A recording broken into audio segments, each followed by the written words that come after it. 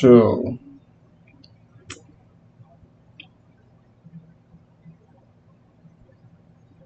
all right, therefore, God, your God has anointed you. And that's basically just saying that, you know, because Jesus loved righteousness and hated wickedness, that God has anointed him. And let's go ahead and look up this definition of anointed as well, just so we can get a proper definition. So anointed defined is nominated or chosen as a successor or a leading candidate for a position. So I'm going to go ahead and add that into the notes as well. Anointed equals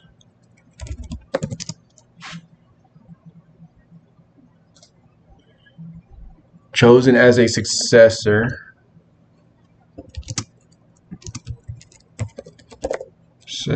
Or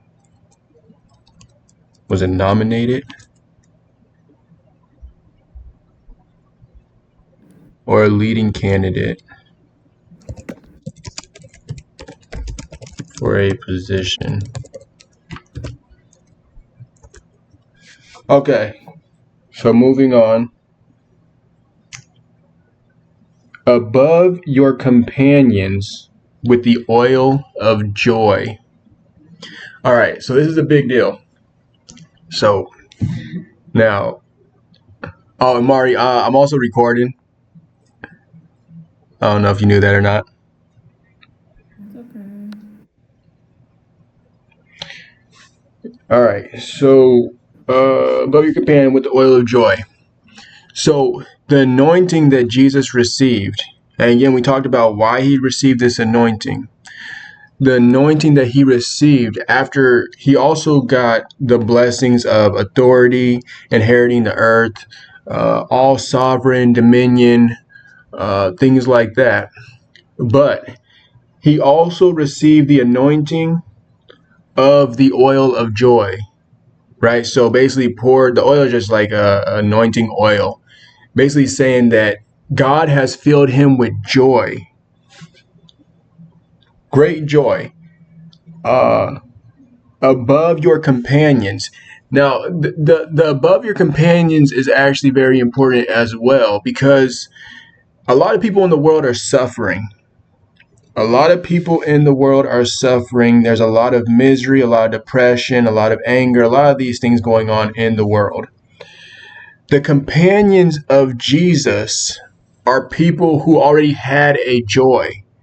Why? Because it's according to the Bible that when you suffer in tribulations, when you suffer in persecutions, you have a supernatural joy that will come upon you because you're basically following the patterns of what Jesus also practiced.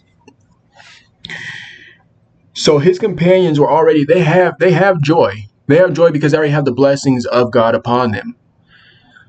But this is to state that Jesus will have a joy that is above anybody else's joy.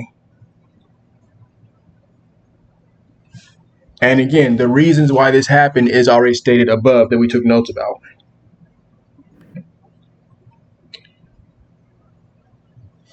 All right, so Hebrews 1. I think we're almost done with Hebrews 1. So let's go ahead and finish this up. And in the beginning, O Lord, you laid the foundations of the earth. Now remember, this is God speaking. This is God speaking about Jesus. He is calling him. He said, in the beginning, O Lord, you laid the foundations of the earth. This is God saying to his son of the things that he did. We already saw that God was calling his son God from the beginning. Now he's calling him Lord as well.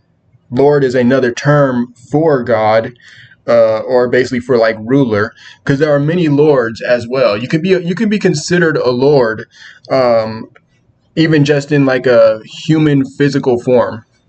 Maybe like a lord of craft, a lord of engineering. It's just a term for like ruler. So again, I personally believe that the title God is a title. It's not a person. Being God is not a person, it's a title that somebody can receive. Now it says, in the beginning, O Lord, you laid the foundations of the earth. So I'm going to go ahead and send that. And then you laid the foundations of the earth.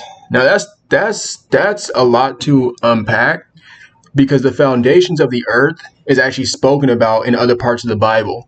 But since this is our first Bible study and we're going off of Hebrews 1, I don't want to get too deep into like what the foundations of the earth is. So instead, I'm going to write a note